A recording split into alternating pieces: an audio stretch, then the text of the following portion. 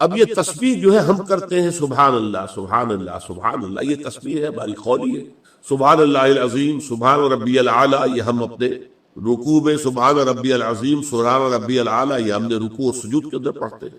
تو یہ تو زبانی تسبیح باللسان ہو گئی۔ سبح یسبح کے معنی تیرنا، تیرنے کے معنی کیا ہے؟ جو پانی کی سطح پر برقرار رہے، نیچے ڈوب نہ جائے۔ اسی طرح خلا میں تیرنا، کہ ہر شے کا جو مدار اللہ نے مقرر کر دیا وہ اسی مدار میں رہے، اس سے ادھر ادھر نہ ہو جائے۔ تو یہ سبح یسبح ہو، یہ پانی میں تیرنے کے لیے بھی اور خلا میں تیرنے کے لیے۔ کل فی فلک یسبحون، یہ تمام سیارے اور یہ ستارے جو ہیں وہ اپنے اپنے مدار کے اندر تیر رہے ہیں، اپنے مدار سے ادھر ادھر نہیں ہو۔ اور کسی کو سبح یسبح تیرانا، برقرار رکھنا، اس کی اونچائی، اس کے مقام عظیم جو ہے اس پر اسے فائز رکھنا، اس کے ساتھ کسی کمزوری کو، کسی احتیاج کو، کسی ضعف کو، کسی نقص کو، کسی عیب کو کسی درجے میں بھی منسوب نہ کرے۔ اب آسمانوں اور زمین کی ہر شے کیسے تسبیح کر رہی ہے؟ یہ تسبیح حالی ہے۔ جیسے ہم کہتے ہیں مصور کی تصویر دیکھ کر بھئی بڑا باکمال مصور ہے، حالانکہ آپ نے دیکھی تو تصویر ہے۔ تصویر زبان حال سے اپنے مصور کے کمال فن کی گواہی دے رہے، گویا کہ یہ پوری کائنات اپنے شانے، اپنے خالق، اپنے مالک، اپنے مصور، یہ الفاظ آپ کو معلوم ہے، هو اللہ الخالق البارئ المصور، وہ مصور بھی تو ہے۔ یہ نقشہ کشی کس نے کی ہے؟ وہ جو اصغر گونڈوی کہتے ہیں کہ یہ ردائے لالہ و گل، پردہ ماہ و انجم، جہاں جہاں وہ چھپے ہیں عجیب عالم ہے۔ اندر حقیقت خالق چھپا ہوا ہے مخلوقات کے پردے کے اندر۔ مخلوقات کو دیکھو اور خالق کو پہچانو۔ یہ کائنات جو ہے اس کا ذرہ ذرہ، سیاروں سے لے کر ذرات تک، یہ گواہی دے رہا ہے اپنی زبان حال سے کہ میرا خالق، اس کی قدرت مطلق ہے، اومنی پوٹنٹ، علی کل شیء قدیر، اومنی شیئن، بکل شیء علیم، ہر چیز کا جاننے والا، اومنی پریزنٹ، ہر جگہ موجود، ہوا معکم اینما کنتم، اور اس کے نہ علم میں کمی ہے، نہ اس کی حکمت میں کمی ہے، نہ اس کے اختیار میں کوئی کمی ہے، نہ اس کی قوت میں کوئی کمی ہے۔ ہر اعتبار سے، ہر عیب سے، ہر نقص سے، ہر ضعف سے، ہر لینا، استخارہ خیر طلب کرنا، خیر حاصل کرنا۔ اور اس کی ایک دعا جو ہے وہ ایسی ہے کہ جو حضور نے، صحابہ کہتے ہیں، ہمیں ایسے سکھائی جیسے قرآن، یعنی اتنے اہتمام کے ساتھ وہ دعا سکھائی۔ وہ دعا پڑھتے رہنا یہ ایک مستقل گویا کہ انسان کا استخارہ ہونا چاہیے۔ اس کے معمولات، کوئی بھی مسئلہ درپیش ہے تو آدمی دعا کرے، اللہم انی استخیرک بعلمک واستقدرک بقدرتک، اے اللہ میں تیرے علم سے خیر مانگتا ہوں اور تیری جو قدرت ہے اسی سے قدرت چاہتا ہوں کہ مجھے بھی کچھ طاقت حاصل ہو جائے۔ اللہم انی استخیرک بعلمک واستقدرک بقدرتک واسألک من فضلک العظیم، اور مانگتا ہوں تجھ سے تیرا بہت بڑا فضل۔ اللہم ان کنت تعلم ان ھذا الامر خیر لی فی دینی و معاشی و عاقبت امری، اے اللہ تیرے علم میں اگر یہ کام جو میں کرنے چلا ہوں یا یہ رشتہ جو ہم کو تجویز کر رہے ہیں، اگر تیرے علم میں یہ ہے کہ یہ ہمارے لیے دین اور دنیا اور آخرت کے اعتبار سے بہتر ہے، فقدر لی، تو وہ ہمارے لیے، اس کو ہمارے لیے آسان کر دے، میسر کر دے، میسر ہو لی، اسے ہمارے لیے آسان کر دے، ثم بارک لی فی، اور پھر اس میں ہمیں برکتیں عطا فرما۔ وَإِن كُنتَ تَعْلَمُ أَنَّ هَذَا الْأَمْرَ شَرٌّ لِّي فِي دِينِي وَمَعَاشِي وَعَاقِبَةِ أَمْرِي، اور اگر تیرے علم میں یہ ہے کہ یہ کام ہمارے لیے شر ہے، برائی ہے، دین میں بھی، دنیا میں بھی، اور عاقبت کے اعتبار سے بھی، فَاصْرِفْهُ عَنَّا یا عَنِّي، تو پھر اس کام کو مجھ سے دور کر دے، وَاصْرِفْنِي عَنْهُ، اور مجھے اس سے دور کر دے، اسے مجھ سے دور کر دے، وَاقْدُرْ لِي الْخَيْرَ حَيْثُ كَانَ ثُمَّ أَرْضِنِي بِهِ، اور اللہ خیر جہاں بھی ہو تیرے علم میں وہ ہمارے مقدر میں کر دے، اور پھر ہمیں اس کے اوپر راضی بھی کر۔ تو یہ استخارہ تو بہت ہی عمدہ بات ہے، اور یہ تو ہمیں اکثر معاملے میں کرنا چاہیے۔ البتہ وہ استخارہ نکالنا، یہ فلاں سے استخارہ نکال رہے ہیں، فال نکال رہے ہیں، پھر استخارے میں یہ سمجھنا کہ پھر یہ دعا مانگ کر 2 نفل پڑھ کے سو جاؤ تو خواب میں ضرور کوئی اشارہ ملے گا، ان چیزوں کا کوئی ثبوت نہیں ہے میرے علم کی حد تک، احادیث میں یہ سنت۔ بہرحال اگر اللہ تعالیٰ اشارہ کر دے کوئی خواب کے اندر تو بھی مبین بات تو نہیں ہے، لیکن یہ کہ اصل میں دعا استخارہ جو ہے بس وہ ہے اصل استخارہ، اور وہ بہت عمدہ چیز ہے، اور وہ ایمان کے عین مطابق ہے کہ اللہ ہم نہیں جانتے تو جانتا، ہم شارٹ سائٹڈ ہیں، ہمیں یہ چیز اچھی لگ رہی ہے، ہمیں پتہ نہیں شاید اس کے پیچھے کوئی بری چیز چلی آ رہی۔ قرآن نے کہا ہے فَعَسَىٰ أَن تَكْرَهُوا شَيْئًا وَهُوَ خَيْرٌ لَكُمْ وَعَسَىٰ أَن تُحِبُّوا شَيْئًا وَهُوَ شَرٌّ لَكُمْ وَاللَّهُ يَعْلَمُ وَأَنتُمْ لَا تَعْلَمُونَ۔ ذریعہ ذکر کیا ہے؟ سب سے بڑا ذریعہ الذکر قرآن ہے، قرآن کی تلاوت، قرآن کی تلاوت، قرآن کی تلاوت، قرآن کی تلاوت۔ آسیہ گرداں و لب قرآن سرا۔ علامہ اقبال نے حضرت فاطمہ رضی اللہ تعالیٰ عنہ کا نقشہ کھینچا کہ وہ چکی پیس رہی ہوتی تھی اور قرآن پڑھ رہی ہوتی تھی۔ آسیہ گرداں، آسیہ چکی، چکی کو چکر دے رہی ہیں اور ساتھ ہی قرآن پڑھ رہی ہیں۔ میں نے خود دیکھا اپنے بچپن میں، ہماری اپنے خاندان کی خواتین چکی بھی پیستی تھی اور قرآن مجید پڑھتی تھی، اور گود میں بچہ بھی ہے جو دودھ بھی پی رہا ہے ساتھ کے ساتھ، سارے کام ہوتے تھے۔ تو الذکر قرآن۔ اور نمبر 2 یہ مضمون پھر آئے گا جو ہمارا اگلا حصہ ہے اس منتخب نصاب کا 5واں حصہ، اس کا پہلا درس سورہ عنکبوت، اس میں آئے گا۔ دوسرا ذکر کا طریقہ کیا ہے؟ نماز۔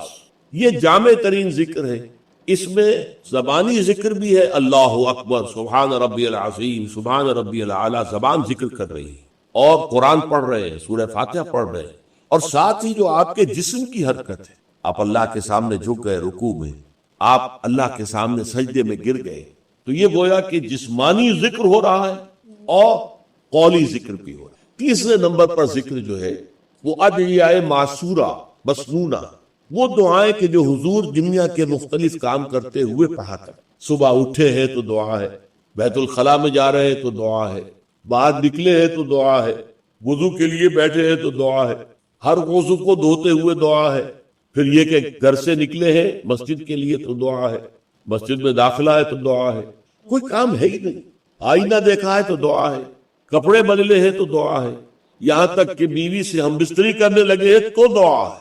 کوئی عمل کوئی نہیں ہے کہ جس کے ساتھ دعا نہ ہو۔ تو اس کا نتیجہ کیا نکلتا ہے کہ ہاتھ کارول دل یار ہو، کام آپ کا ہاتھ وہ کام کر رہا ہے اور دل جو ہے اللہ کے ساتھ لگا ہوا۔ اور مسنون دعاؤں کا فائدہ کیا ہوا کہ 2 رشتے قائم ہو گئے بیک وقت۔ ایک رشتہ اللہ کے ساتھ، آپ دعا تو اللہ سے کر رہے ہیں نا، ایک رشتہ حضور کے ساتھ کہ دعا مسنون ہے، آپ وہ الفاظ پڑھ رہے ہیں، اپنی زبان سے ادا کر رہے ہیں جو نبی اکرم صلی اللہ علیہ وسلم کرتے۔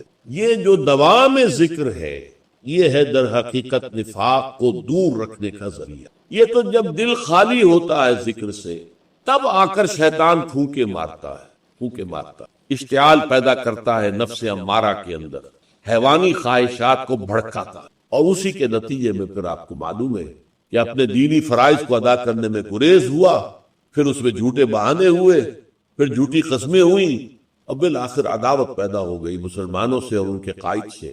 یہ طریقہ ہے رفتہ رفتہ اس نفاق کے بڑھنے۔ اصل بات کیا ہے؟ دل خالی ہے، خانہ خالی نہ دیو رابی گیرت، کہ جو خانہ خالی ہوتا ہے، گھر خالی ہو، اس میں جن آ کر آباد ہو جاتے ہیں۔ اسی طریقے سے یہ جو خانہ خالی ہو جائے گا، اللہ کی یاد سے غافل ہوگا دل، اس کے اندر جو ہے شیطان اپنا ڈیرا لگائے گا۔ ان الذین اتقوا اذا مسهم طائف من الشیطان تذکروا، اور یہی روش ہے تقوی والوں کی، جن لوگوں کے اندر تقوی ہوتا ہے، جب ان پر کوئی گزر ہو جاتا ہے شیطان کے کسی سائے کا، اذا مسهم طائف من الشیطان، شیطان کا کوئی ان کے اوپر گزر ہو گیا، کوئی سایہ پڑ گیا، تذکروا، فوراً وہ چوکنے ہو جاتے ہیں، فوراً ہوش میں آ جاتے ہیں کہ یہ کیا ہوا، ہم پر کچھ اثر پڑ گیا تھا، کچھ عارضی طور پر کچھ غفلت سے طاری ہو گئی تھی، جیسے کہ خود حضور فرماتے صلی اللہ علیہ وسلم انہ لیغان علی قلبی، میرے دل پر بھی کبھی کبھی حجاب سا آ جاتا ہے، وانی لاستغفر اللہ 70 مرۃ فی کل یوم، اور میں روزانہ 70 مرتبہ اللہ سے استغفار کرتا ہوں۔ لیکن یہ سمجھ لیجئے کہ ہمارے دل کے اوپر حجاب وہ بہت اور شے ہے، اور حضور کے قلب مبارک پر حجاب، آپ کے قلب مبارک کا حجاب جو ہے وہ ہماری 100 حضوریوں، لاکھوں حضوریوں سے بڑھ کر جو ہے وہ حضوری کے درجے میں ہوگا۔ لیکن جو انٹینسٹی ہے، جو تعلق مع اللہ کی انٹینسٹی ہے، اس میں ذرا سی کمی بھی آ گئی ہے تو اس سے حضور نے تعبیر کیا کہ میرے بھی دل پر کبھی کبھی حجاب آ جاتا، انہ لیغان علی قلبی۔ انٹینسٹی تو کم ہو گئی نا، یہ بجلی جس پاور کی ہے ذرا سی کم ہو جائے گی تو ایک دفعہ تو آپ کو محسوس ہوگا اندھیرا ہو گیا، حالانکہ بجلی ہے، روشنی ہے، اندھیرا نہیں ہوا ہے، لیکن اس کی پاور کم ہوئی ہے۔ تو فرمایا کہ انہ لیغان علی قلبی وانی لاستغفر اللہ 70 مرۃ فی کل یوم، ان الذین اتقوا اذا مسهم طائف من الشیطان تذکروا، تو فوراً وہ چوکنے ہو جاتے ہیں، یاد کرتے ہیں، فاذا هم مبصرون، اور ان کی آنکھیں کھل جاتی ہیں، انہیں حقائق نظر آنے لگتے ہیں، وقتی سا جو سایہ پڑ گیا تھا اس سے وہ فوراً نکل آتے ہیں۔ واخوانهم یمدونهم، باقی جو شیطانوں کے بھائی ہیں انہیں شیطان گھسیٹ کر لے جاتے ہیں، فی الغی، وہ اس کجی کے اندر وہ گھسیٹتے ہوئے دور تک پہنچاتے ہیں، جیسے بلعم بن باعورہ کو پہنچایا کہ اسے آخری حد تک پہنچا کر دم لیا۔ تو شیطانوں کا جو ولی ہوگا پھر شیطان کا تو اس کے اوپر زور چلے گا، لیکن جو اللہ کے بندے ہیں ان پر تو شیطان کا اختیار ہے ہی نہیں۔ وہ تو یہ ہے کہ جیسے ہی ذرا سا ان کے اوپر کوئی اثر پڑا بھی، وہ سایہ سا آیا بھی، تو فوراً چونک گئے اور اللہ کی طرف متوجہ ہو گئے۔ اس کا جواب دے کے اپنی گفتگو ختم کروں گا۔ میری گفتگو سے تو معلوم ہوا کہ ہر گناہ شرک ہے۔ پھر یہ جو سورہ نساء میں 2 مرتبہ فرمایا کہ ان اللہ لا یغفر ان یشرک بہ ویغفر ما دون ذلک لمن یشاء، اللہ تعالیٰ اس کو تو نہیں بخشے گا کہ اس کے ساتھ شرک کیا جائے، اس سے کمتر گناہ جو بھی ہوگا جس کے لیے چاہے گا بخش دے گا۔ تو پھر وہ کمتر گناہ کون سے؟ سوال حقیقی ہے یا نہیں؟ آپ لوگوں کا ذہن ادھر گیا یا نہیں گیا؟ جانا چاہیے تھا۔ جواب کیا ہے؟ یہ کام اگر غیر شعوری طور پر ہو رہا ہو، تعمد نہ ہو، ارادے کے ساتھ نہ ہو، نظریے کے تحت نہ ہو، اس کو حق سمجھتے ہوئے نہ ہو، تو وہ گناہ رہے گا، اور اس سے توبہ کرنے سے اللہ تعالیٰ اس کو معاف فرما دے۔ اور یہ بھی ہو سکتا ہے کہ بغیر توبہ کے بھی معاف کر۔ لیکن اگر یہ مستقل ہو، نظریے سے متعلق ہو، جان بوجھ کر کیا گیا ہو، عمدن کیا گیا ہو، تو بری شرک۔ اس فرق کو ذہن میں رکھیں گے تو پھر وہ آیت سمجھ میں آئے گی، ان اللہ لا یغفر ان یشرک بہ ویغفر ما دون ذلک لمن یشاء۔ الہا آخر، وہ لوگ کہ جو اللہ کے ساتھ کسی اور الہ کو پکارتے نہیں ہیں، کسی اور سے دعا نہیں کرتے۔ ولا یقتلون النفس التي حرم اللہ الا بالحق، نہیں انسانی جان کو قتل کرتے ہیں جسے کہ اللہ نے محترم قرار دیا ہے مگر حق کے ساتھ، یعنی کوئی قانون کی دفعہ ان کے اوپر لاگو ہو جائے تو بات دوسری ہے۔ قتل عمد کے قصاص میں قتل ہوگا، یا یہ کہ زنا اگر شادی شدہ مرد یا عورت کرتے ہیں تو ان کی سزا جو ہے وہ رجم ہے، جو قتل کی ایک بہت ہی شدید شکل ہے، یا مرتد کی سزا قتل ہے، اور یا پھر یہ ہے کہ کافر کو قتل کیا جا سکتا ہے جو حربی ہو، جس کے ساتھ جو جنگ ہے وہ ڈکلیئرڈ۔ ان 4 صورتوں کے علاوہ کسی انسان کو کسی حالت میں کسی جذبے کے تحت قتل کرنا جائز نہیں ہے، حرام ہے، حرام مطلق ہے۔ یہ ہمارے ہاں جو عزت کے نام پر آنر کلنگز جو ہو رہی ہوتی ہیں، یہ سب کے سب جو ہے جرم ہے اسلام کی نگاہ میں۔ کسی کو یہ حق حاصل نہیں ہے کہ اس طرح سے اپنے ہاتھ میں قانون کو لے لے۔ لیکن اس کے بعد فرمایا تھا کہ جو لوگ یہ کام کرتے ہیں تو پھر یہ ہے جلقا اسامہ، وہ اس کی پاداش بھگت کر رہے ہیں۔ یضاعف لہ العذاب یوم القیامہ، ان کے لیے قیامت کے دن عذاب دگنا کر دیا جائے گا، بڑھا دیا جائے گا۔ وَيَخْلُدْ فِيهِ مُهَانًا، اور وہ رہیں گے اس میں ہمیشہ ہمیش نہایت ذلت کے ساتھ، رسوا ہو کر۔ إِلَّا مَنْ تَابَ وَآمَنَ وَعَمِلَ عَمَلًا صَالِحًا، اس میں استثناء ہے کہ جو توبہ کرے اور تجدید ایمان کرے یا ایمان لائے۔ اگر پہلے کافر تھا تو ایمان لائے گا، اور اگر پہلے مسلمان تھا لیکن یہ کہ یہ گناہ سرزد اس سے ہوا تو گویا کہ ایک طرح کے کفر میں وہ داخل ہو گیا تھا، ایمان حقیقی سے محروم ہو گیا تھا، تو گویا کہ تجدید ایمان کرے۔ الا من تاب وآمن وعمل عملا صالحا، اور پھر اس کا عمل تبدیل ہو جائے، عمل درست ہو جائے، غلط کام کو فی الواقع چھوڑ دے۔ فاولئک یبدل اللہ سیئاتہم حسنات، تو یہ وہ لوگ ہیں کہ اللہ تعالیٰ ان کی برائیوں کو بھلائیوں سے بدل دے۔ یہ بات جو ہے بہت بلند ہے، اس میں اللہ تعالیٰ کی طرف سے وعدہ جو ہو رہا ہے کہ فَأُولَٰئِكَ يُبَدِّلُ اللَّهُ سَيِّئَاتِهِمْ حَسَنَاتٍ وَكَانَ اللَّهُ غَفُورًا رَحِيمًا وَمَن تَابَ وَعَمِلَ صَالِحًا۔ پھر دوبارہ تکرار کے ساتھ یہ بات آ چکی ہے، جو توبہ کرے اور پھر عمل اچھا کرے، فَإِنَّهُ يَتُوبُ إِلَى اللَّهِ مَتَابًا، تو وہ ہے جو حقیقت میں توبہ کرتا ہے اللہ کی جناب میں جیسے کہ توبہ کرنی چاہیے، عمل میں کوئی تبدیلی نہ ہو، اور توبہ کی تسبیح ہوتی رہے، استغفر اللہ ربی من کل ذنب واتوب الیہ، آپ نے 10 تسبیحیں کر دی، 1000 مرتبہ کہہ لیا، یہ سب زیرو ہے اللہ کے لیے۔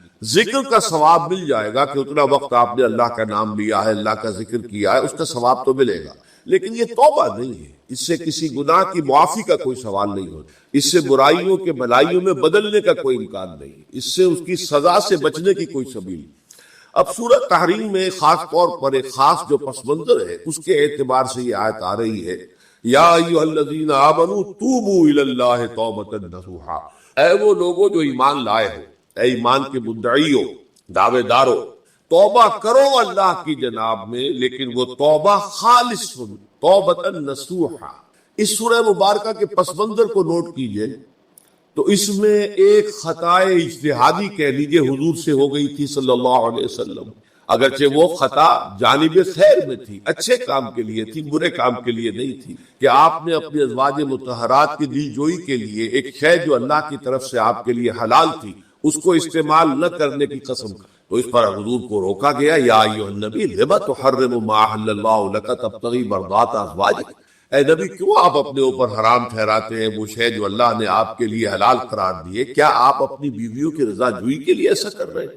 واللہ غفور رحیم، اللہ غفور ہے، رحیم ہے، اللہ نے آپ کی اس خطا سے درگزر کیا ہے، لیکن قد فرض اللہ لکم تحلۃ ایمانکم، اللہ تعالیٰ نے راستہ تمہارے لیے کھول دیا ہوا ہے کہ ایسی قسموں کو کھولا جا سکا، جس کے لیے کہ سورہ مائدہ کے اندر کفارہ دے دیا، تو گویا کہ حضور کو یہاں حکم دیا جا رہا ہے کہ آپ اپنی اس قسم کا کفارہ دیجئے، قسم کا، اور یہ جو قسم ہے اس کو کھول دیجئے۔ نمبر 2 پہ پھر 2 ازواج مطہرات کا معاملہ آیا کہ حضور نے ایک راز کی بات کہی ایک زوجہ محترمہ سے، لیکن انہوں نے وہ راز جو ہے وہ دوسری زوجہ محترمہ کو پہنچا دیا جن میں زیادہ آپس میں قریبی تعلق تھا، تو گویا کہ یہ بھی ایک طرح سے خیانت ہو گئی، اس لیے کہ راز جو ہے وہ تو ایک امانت ہوتا ہے، اور خاص طور پر عائلی زندگی میں میاں بیوی کے درمیان کے جو معاملات ہوتے ہیں وہ تو بہت ہی رازداری پر مبنی ہوتے ہیں، اس لیے ان میں سے کوئی چیز جو ہے جس کو خاص طور پر کہا گیا ہو کہ یہ ایک راز کی بات ہے جو تم سے کہہ رہا ہوں، کسی اور سے کہنا نہیں ہے، تو اس میں جو غلطی ہوئی ہے وہ بھی ایک بڑی غلطی تھی حضرت عائشہ صدیقہ رضی اللہ تعالی عنہ ان کی۔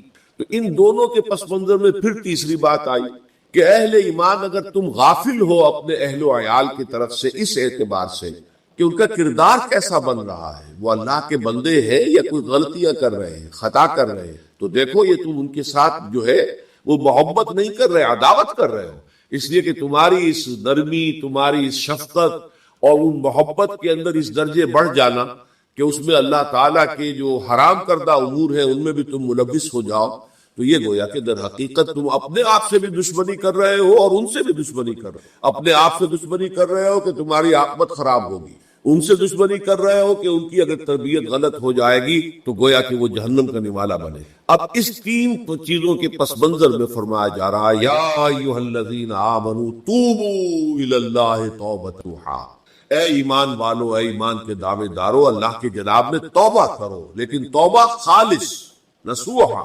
پہلی بات تو یہ جان گئی، میں نے بھی یہ یقیناً پہلے بھی عرض کیا ہوگا لیکن دہرانے میں کوئی حرج نہیں ہے، عربی زبان میں یہ 2 الفاظ بہت قریب ہیں، آبا یعوب اوبن اور تابا یتوب توبن یا توبتن۔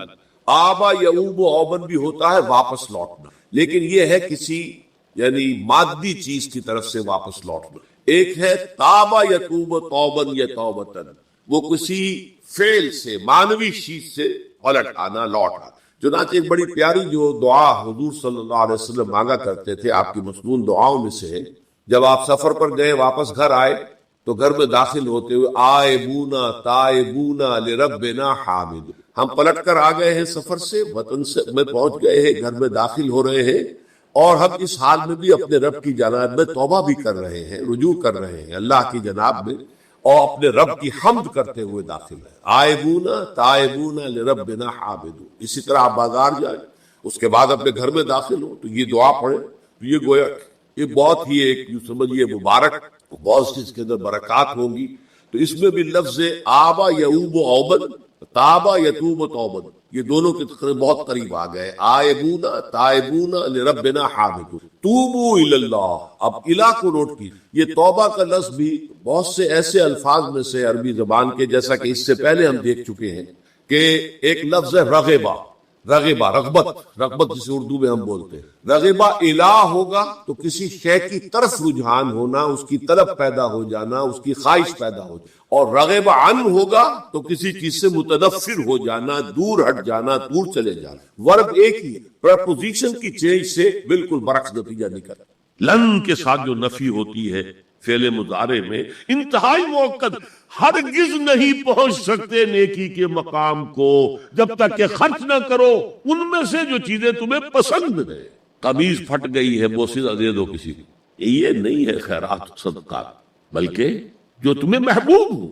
لن تنالوا البر، بر کے مقام تک نہیں پہنچ سکتے۔ پھر میں کہہ رہا ہوں عابد ہو سکتے ہو، زاہد ہو سکتے ہو، علم کا معاملہ ہے، محدث ہو سکتے ہو، مفسر ہو سکتے ہو، فقیہ ہو سکتے ہو، مفتی ہو سکتے ہو، سب کچھ ہو سکتے ہو، قرآن مجید کی روح سے نیک نہیں کہلا سکتے۔ وآت المال علی حبہ، اب اس میں جو ترتیب میں نے کہا تھا، الاقرب فالاقرب، الاقرب فالاقرب، سب سے پہلے ذوی القربہ، اور اس میں اکثر و بیشتر ہم سے کوتاہی ہوتی، دور دراز کے لوگوں کے ساتھ نیکی ہو رہی ہے، سگے بھائی کی بیوہ اور یتیم بچے جو ہیں وہ محروم ہیں، انہوں نے اس وقت یہ کر دیا تھا، یہ کر دیا تھا۔ ظاہر بات ہے کہ رشتہ داروں سے تو شکایتیں ہوتی ہیں، یہ تو ہمیشہ ہمارے مخالف رہے جی، ان کی ہم کیسے مدد کریں؟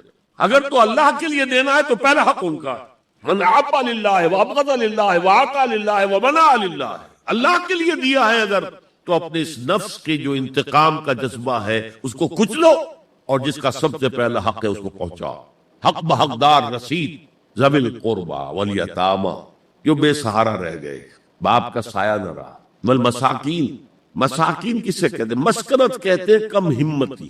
آپ کو معلوم ہے آج کل ایک مرض کہلاتا ہے نیورستھینیا، آدمی دیکھنے میں ہٹا کٹا ہے، صحت مند ہے، لیکن اندر سے اس کی کوئی ہمت ایسے جواب دے گئی ہے کچھ کر ہی نہیں سکتا، وہ ہے مسکین۔ اسی لیے جو فرمایا گیا یہودیوں کے لیے ضربت علیہم الذلۃ والمسکنہ، ذلت کے معنی بھی کمزوری، اور مسکنت کم ہمت، ہی ہمت ختم ہو گئی، تو جو اپنے پاؤں پر نہیں کھڑا رہ سکتا اس وجہ سے کہ اس میں وہ ہمت کم ہو گئی ہے، وہ بھی مستحق۔ وابن السبیل، اور مسافر۔ پرانے زمانے میں آپ کو معلوم ہے نہ سرائیں تھیں، نہ کچھ اور تھا، نہ ہوٹل تھے، پھر اگر کہیں راستے میں چوری ہو گئی، ڈاکہ پڑ گیا، تو آدمی جو ہے گھر میں خود ہے، کفیل ہے، اچھا ہے۔ اس وقت کی حالت ایسی ہو گئی، ہمارے ہاں بیگرز نے اسی کو ایک بہت بڑا بہانہ بنایا ہوا، جی میں آیا تھا وہاں سے اور یہاں سے اور میری جیب کٹ گئی، سب کچھ چلا گیا، اب مجھے واپس جانے کے لیے کرایہ چاہیے۔ اکثر و بیشتر جھوٹے کیسز ہوتے ہیں، اگر آپ کسی کو پکڑ لیں اور ساتھ لے کر کہیں تحقیق کراؤ تو وہ بھاگ جائے گا، پھر نہیں آئے گا اس مسجد۔ لیکن یہ کہ وابن السبیل یہ بھی ایک کھاتا ہے۔ والسائلین، یہ ذرا تفصیل طلب معاملہ ہے۔ اسلام کی تعلیم بڑی متوازن، ایک طرف سوال کی مذمت ہے، مت اپنا دستے سوال دراز کرو کسی کے سامنے۔ جو شخص ہاتھ پھیلاتا ہے مانگنے کے لیے، وہ اپنی عزت نفس کو ہتھیلی پر رکھ کر آپ کے سامنے پیش کر رہا ہے، اور آپ ٹھوکر مار دیتے ہیں اس کی عزت نفس۔ مانگو اللہ سے، اللہ کسی کے دل میں ڈالے تمہاری ضرورت پوری کر سکتا ہے، بغیر اس کے کہ تم کسی کے سامنے دستے سوال دراز کرو۔ تو سخت مذمت ہے، اور خاص طور پر بیگری جو ایک انسٹیٹیوشن بن گیا ہے، ایک پیشہ بن گیا ہے، وہ تو اسلام کی تعلیمات کے منافی ہے۔ اور جس طرح کی ہم خیرات بانٹتے ہیں، 5 روپے کا نوٹ دے رہے ہیں مانگنے والوں کو مسجدوں کے باہر، سمجھ رہے ہیں ہم نے حاتم طائی کی خبر کو لات مار دی، حالانکہ حقیقت میں آپ انسٹیٹیوشن آف بیگری کو سپورٹ کر رہے ہیں۔ کسی ایک کو لے لو، آؤ چلو مجھے اپنا گھر دکھاؤ، مجھے بتاؤ تم واقعی اس قابل ہو یا نہیں ہو، اور پھر اس کی مدد کرے، لمسم کرے، پھر وہ 5 روپے نہیں ایسی دیں کہ وہ کچھ اپنے پاؤں پر کھڑا ہو سکے۔ میں نے 1 روپیہ نہیں کہا یہ کہ 1 روپیہ تو اب کوئی شے نہیں رہی، لیکن یہ کہ 5 روپے کا نوٹ بھی آپ نے تقسیم کرنے شروع کر دیے، یہ کیا ہے؟ والسائلین وفی الرقاب، لیکن دوسری طرف سائل کو جھڑکنا نہیں، ولا اما سائل فلا تنہر، جھڑکو نہیں، اچھا بھائی نہیں معاف کرو، میرے پاس اس وقت آپ کی مدد کے لیے کچھ نہیں ہے، میں کچھ نہیں کر سکتا۔ تو ان دونوں کے درمیان اصل میں معاملہ ہونا چاہیے، بلکہ یہاں تک بھی فرمایا سائل کو ضرور دو، چاہے وہ گھوڑے پر سوار ہو کر تمہارے دروازے پہ آیا، کیا پتا اس کی واقعی الجھن کیا ہے۔ تو سوال کی مذمت اور سائل کو جھڑکنے کی ممانعت، حتی الامکان خالی ہاتھ نہ لوٹاؤ، اس نے اپنی عزت نفس اپنی ہتھیلی پر رکھ کر تمہاری سامنے پیش کر دیا، اسے ٹھوکر نہ مارو۔ لیکن جیسا کہ میں نے عرض کیا، یہ انسٹیٹیوشن آف بیگری جو ہے یہ ایک علیحدہ شے ہے، بالکل اس کا اس سے کوئی تعلق نہ سمجھیے۔ وفی الرقاب، رقاب جمع ہے رقبہ، گردن، فک رقبۃ او اطعام فی یوم ذی مسغبۃ یتیما ذا مقربۃ او مسکینا ذا متربہ۔ فک رقبۃ، کسی کی گردن چھڑا دینا۔ اس وقت سب سے بڑی اپلیکیشن اس کی تھی غلاموں کو، کنیزوں کو اپنے پیسے سے خرید کر آزاد کر دینا۔ بہت بڑی نیکی، بہت بڑی نیکی. اور حضرت ابو بکر رضی اللہ تعالیٰ عنہ کے دفتر فضائل میں سب سے اونچا کام یہ ہے کہ جن غلاموں کو، جن کنیزوں کو ستایا جا رہا تھا، their owners, their masters، ان کے آقا کو حق حاصل تھا، جو چاہے کریں ان کے ساتھ، قتل کرنے کوئی پوچھنے والا نہیں. یہ میں پہلے بھی عرض کر چکا ہوں. میری ملکیت ہے، جیسے میری بکری میری ملکیت ہے، میں نے اس کو ذبح کیا، گوشت کھا لیا، تم کون ہوتے ہو پوچھنے والے؟ میرا غلام تھا، میں نے قتل کر دیا، تم کون ہو پوچھنے والے؟ ان کو حضرت ابو بکر نے خرید کر آزاد کیا اور منہ مانگے دام دے. حضرت بلال کے لیے امیہ ابن خلف نے اتنی بڑی رقم مانگی، حضرت ابو بکر نے کہا ٹھیک ہے لو. باپ نے کہا بھی ابو قحافہ نے، ابو بکر کو کوئی غلام خریدنا ہی تھا تو کوئی طاقتور آدمی جو کام آ سکے کہیں، اس کو خریدنا چاہیے. انہیں کیا پتا ابو بکر کس لیے خرید رہا اور کس کے لیے خرید رہا. آج کے دور میں اس کی اپلیکیشن ہوگی. کوئی شخص جو ہے اگر قرض میں اس طرح جکڑا جائے کہ لاکھ ہاتھ پاؤں مارے نکل نہیں سکتا، اس کو کوئی لمپ سم مدد دے کر اس قابل کیا جائے کہ وہ پھر اپنے پاؤں پر کھڑا ہو جائے. یہ نہیں کہ اسے آپ ہر مہینے کچھ رقم دیتے رہے مینٹیننس کے لیے، نہیں، اس سے تو وہ اسی پوزیشن میں رہے گا.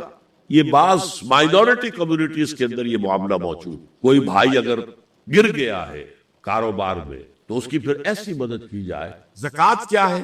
مظاہر نیکی میں سب سے پہلا مظہر آیا تھا مال خرچ کر سکنا، خیرات، صدقات، لوگوں کی ضرورتیں پوری کرنا اپنے مال سے، ہمدردی میں اپنا مال خرچ کرنا.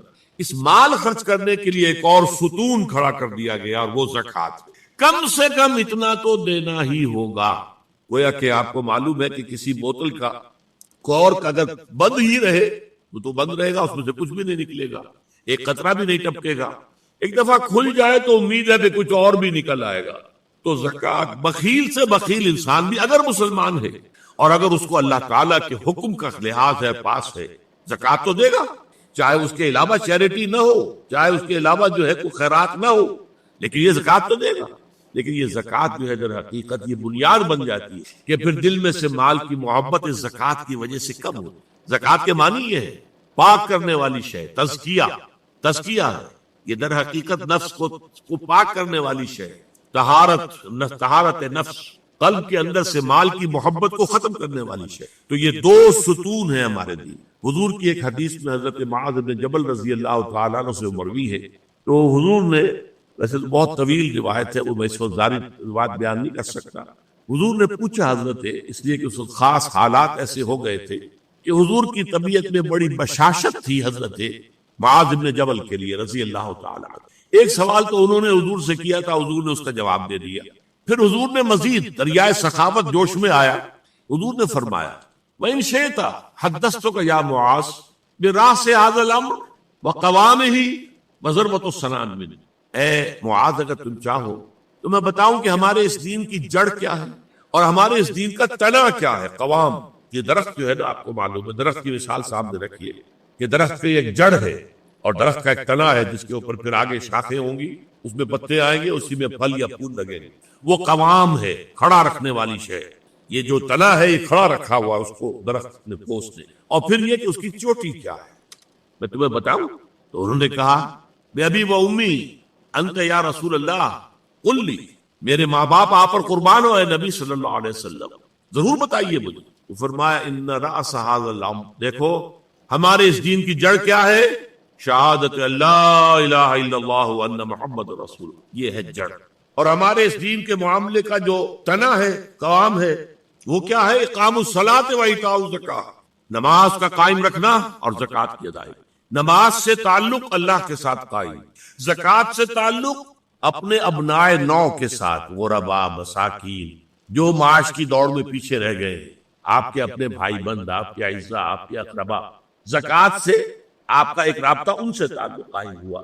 نماز سے الصلاۃ عماد الدین اور الصلاۃ معراج المومنین، اسے معراج المومنین بھی کہا گیا.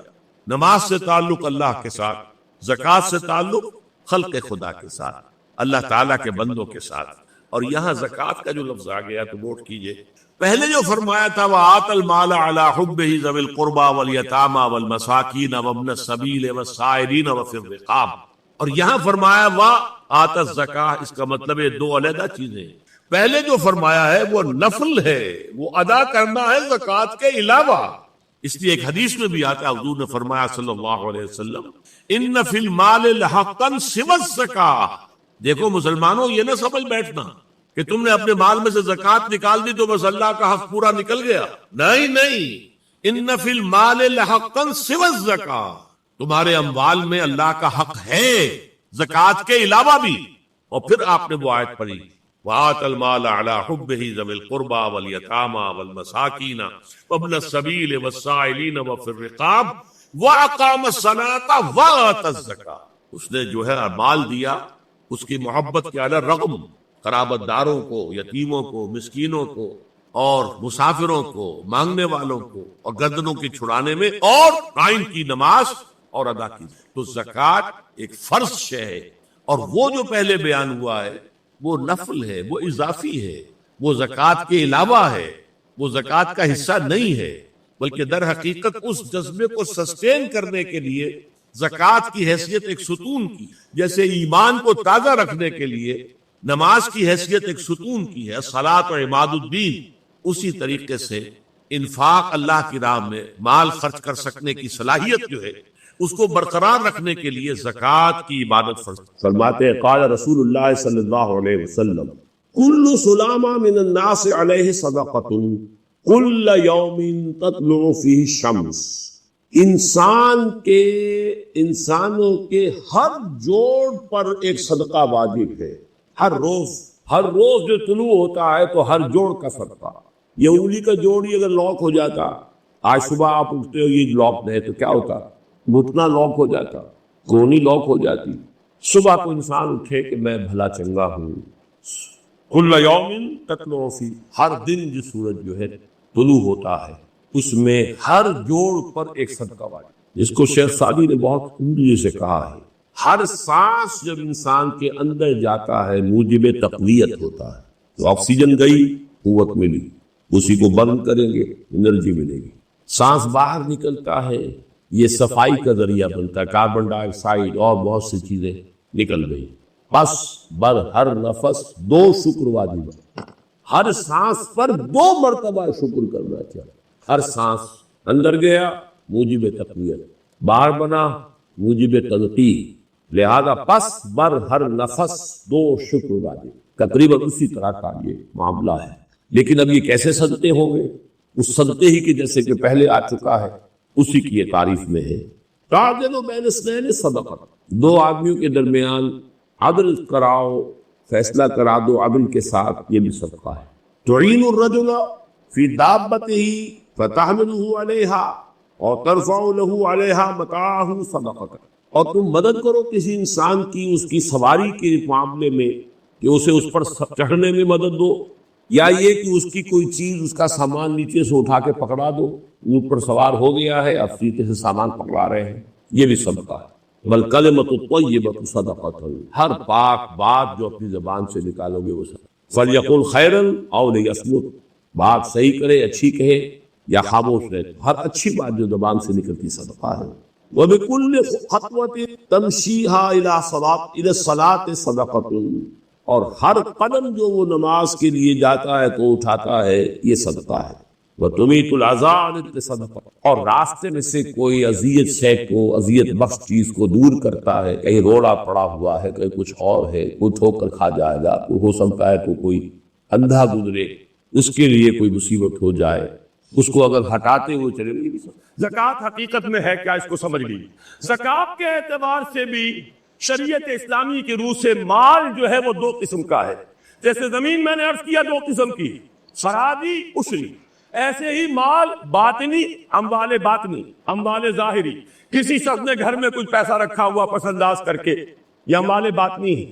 کسی نے زیور رکھا ہوا ہے، چلیے سونے کی ڈلی رکھ لی ہے کسی نے، کسی برے وقت کے لیے، پتہ نہیں نوٹ جو ہے وہ تو دھیلے کے رہ جائیں، جیسے کویتی دینار ہو گیا تھا، کہیں ایسی آفت نہ آ جائے تو تھوڑا سا سونا لے کر رکھو۔ یہ جو گھر میں چھپا ہوا مال ہے یہ اموال باطنی ہے، ان کی زکوٰۃ اسلامی ریاست نظام خلافت زبردستی نہیں لیتی، ورنہ تو گھر گھر جا کے جامع تلاشی کرنی پڑے گی، ٹرنک کھولنے ہوں گے، تکیے ادھیڑ کر دیکھنے ہوں گے کہیں کچھ رکھا ہوا تو نہیں ہے۔ اسلام کا نظام نظام فطرت ہے. ہم اتنا میں آپ کو آزادی ہے زکوٰۃ دے جسے چاہے دے دے, آپ کا اور اپنے رب کا معاملہ ہے, وہاں حساب جا کے دے دیجیے گا. اموال ظاہری کی زکوٰۃ جبرن لی جائے گی. وہ کیا ہے؟ یہ مال ہے جو دکانوں میں ہے, اموال تجارت. یہ فیکٹریاں ہیں جن میں فنش پروڈکٹ بھی ہے, خام مال بھی ہے. یہ بھیڑ بکریوں کے گلے ہیں, ہزار ہزار بھیڑیں اور ہزار ہزار بکریاں, اونٹوں کی قطاریں. یہ ہے جو ظاہر مال ہے, سامنے ہے, کہاں چھپا کر لے جائیں گے؟ گودام بھی ہے تو وہ گھر تو نہیں ہے, گودام کی تلاشی ہو سکتی ہے, دکان کا حساب لگایا جا سکتا ہے. فیکٹری کے اندر اس کی زمین, اس کی مشین, اس کے ٹول ایگزمپٹ, اس پر زکوٰۃ نہیں. لیکن جو بھی مال ہے اس میں, وہ دو شکلوں میں ہوگا, یا خام مال ہے, کپڑا بنانے کا کارخانہ ہے تو دھاگا پڑا ہے اتنے کروڑ کا, تیار کپڑا ہے اتنے کروڑ کا, اس کا 2.5% دے دیجئے. مال ہے 5 لاکھ کا, دکان کے اندر 2.5% دے دیجئے. مال ظاہر, اور اس میں اس سے کوئی غرض نہیں کہ سال بھر میں آپ نے کچھ کمایا کہ گوایا.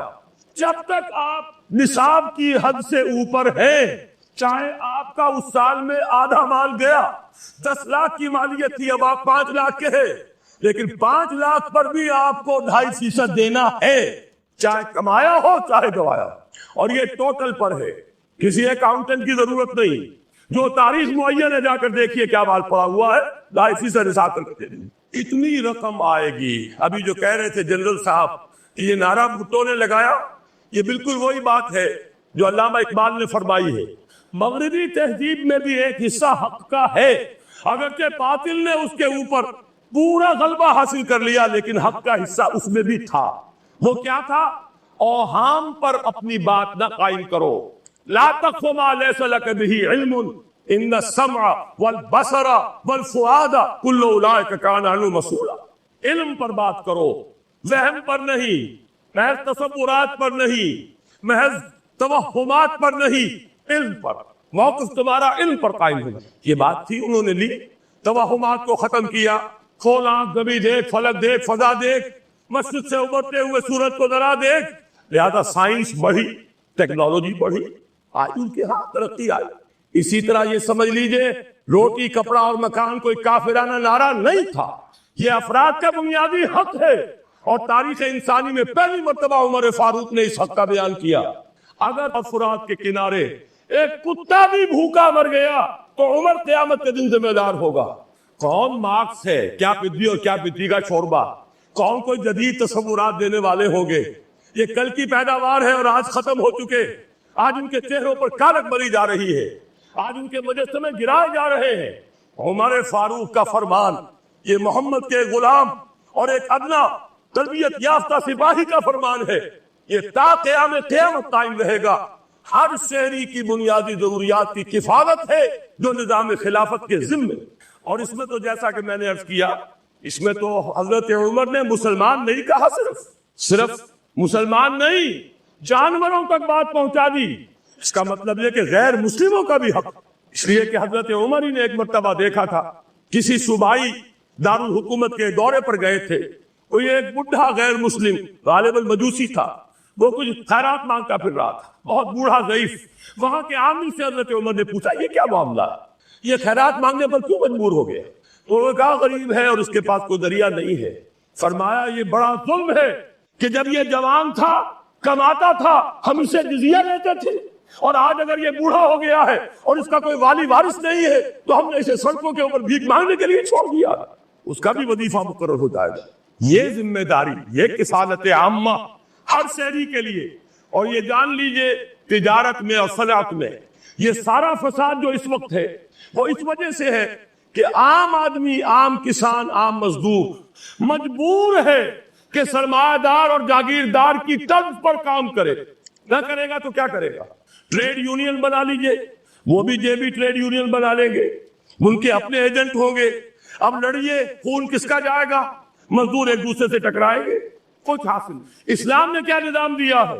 آپ غریب کو ضمانت دے دیجئے, اگر تمہیں صحیح ویج نہیں مل رہی, تمہیں صحیح مبادلہ نہیں مل رہا اپنی محنت کا, مت کام کرو.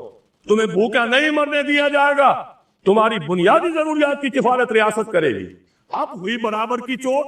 اگر کارخانے دار کہہ سکتا ہے کہ اگر آپ کو یہ چیز منظور ہے کام کیجئے ورنہ جائیے, سب مزدور چلے جائیں گے, میں لاک اپ کر دوں گا, کارخانہ بند کر دوں گا, لیکن یہ کہ مزدور اس وقت یہ نہیں کہہ سکتا، وہ تو کہے گا جناب اسی تنخواہ پر کام کروں گا، اس لیے کہ ایک دن کام نہ کرے شاید بچ جائے، 2 دن کام نہ کرے بچ جائے، تیسرے دن فاقہ آئے گا، اس کے پاس کھانے کو نہیں۔ لیکن اگر معلوم ہو میری ریاست خلافت اللہ فی الارض، وہ ضامن ہے، وہ رب العالمین ہے، اور اسی کی رب العالمین کا یہ مظہر ہے نظام خلافت، رحمت للعالمین کا سب سے بڑا مظہر محمد رسول اللہ کی یہ نظام خلافت۔